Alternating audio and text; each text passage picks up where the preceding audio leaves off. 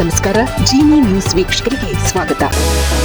Football ದಂತಕತೆ Lionel Messi ಅವರ ಬಹುನಿರೀಕ್ಷಿತ ಗೋಟ್ India tour 2025 December 13ರಂದು ಕೋಲ್ಕತ್ತಾದಲ್ಲಿ ಪ್ರಾರಂಭವಾಗಿ ಡಿಸೆಂಬರ್ 15ರಂದು ನವದೆಹಲಿಯಲ್ಲಿ ಮುಕ್ತಾಯಗೊಂಡಿದೆ. ಈ 3 ದಿನಗಳ ಬಿಡುವಿಲ್ಲದ ಪ್ರವಾಸದಲ್ಲಿ ಮೆಸ್ಸಿ ಕೋಲ್ಕತ್ತಾ, ಹೈದರಾಬಾದ್, ಮುಂಬೈ ಹಾಗೂ ನವದೆಹಲಿ ಈ 4 ಪ್ರಮುಖ ನಗರಗಳಿಗೆ ಭೇಟಿ ನೀಡಿ ಭಾರತೀಯ ಅಭಿಮಾನಿಗಳಲ್ಲಿ ಉತ್ಸಾಹದ ಅಲೆ ಹೆಚ್ಚಿಸಿದ್ದಾರೆ.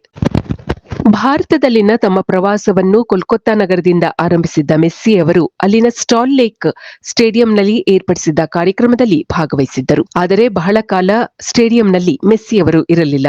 ಇದರಿಂದ ಆಕ್ರೋಶಗೊಂಡ ಅಭಿಮಾನಿಗಳು ಗಲಭೆ ಸೃಷ್ಟಿಸಿ ಕ್ರೀಡಾಂಗಣದ ಆಸ್ತಿಪಾಸ್ತಿಗಳನ್ನು ಹಾಳು ಮಾಡಿದ್ದರು. ಇದರ ನಂತರ ಹೈದರಾಬಾದ್ಗೆ ತೆರಳಿದ ಮೆಸ್ಸಿ ತೆಲಂಗಾಣದ ಮುಖ್ಯಮಂತ್ರಿ ರೇವಂತ್ ರೆಡ್ಡಿ ಅವರನ್ನು ಭೇಟಿಯಾಗಿ ಮಾತುಕತೆ ನಡೆಸಿದರು. ಕಾಂಗ್ರೆಸ್ ನಾಯಕ ರಾಹುಲ್ ಗಾಂಧಿ, ದೆಹಲಿ ಸಿಎಂ ರೇಖಾ ಗುಪ್ತಾ, ರಿಲಯನ್ಸ್ ಇಂಡಸ್ಟ್ರೀಸ್ ನಿರ್ದೇಶಕ ಅನಂತ್ ಅಂಬಾನಿ ಹಾಗೂ ಬಾಲಿವುಡ್ ಸೆಲೆಬ್ರಿಟಿಗಳಾದ ಶಾರುಖ್ ಖಾನ್, ಅಜಯ್ ದೇವಗನ್, ಟೈಗರ್ ಶ್ರಾಫ್ ಅವರನ್ನು ಮೆಸ್ಸಿ ಅವರು ಭೇಟಿಯಾಗಿದ್ದಾರೆ. ಪ್ರಧಾನಿ ಮೋದಿ ಅವರನ್ನು ಭೇಟಿ ಮಾಡಲು ಸಮಯ ನಿಗದಿಯಾಗಿತ್ತು. ಆದರೆ ಮೆಸ್ಸಿ ಅವರ ವಿಮಾನ ತಡವಾದ ಕಾರಣ ಮೋದಿಯ ಭೇಟಿ ಸಾಧ್ಯವಾಗಿಲ್ಲ.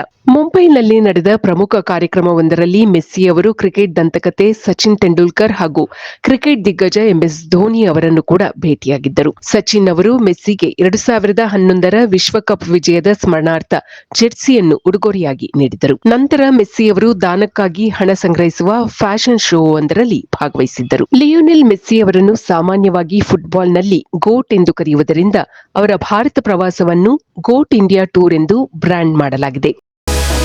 ಇದು ಈ ದಿನದ ಸುದ್ದಿಗಳು. ನಿರಂತರ ಸುದ್ದಿಗಳಿಗಾಗಿ ವೀಕ್ಷಿಸುತ್ತಿರಿ ಜೀನಿ ನ್ಯೂಸ್. ನಮಸ್ಕಾರ.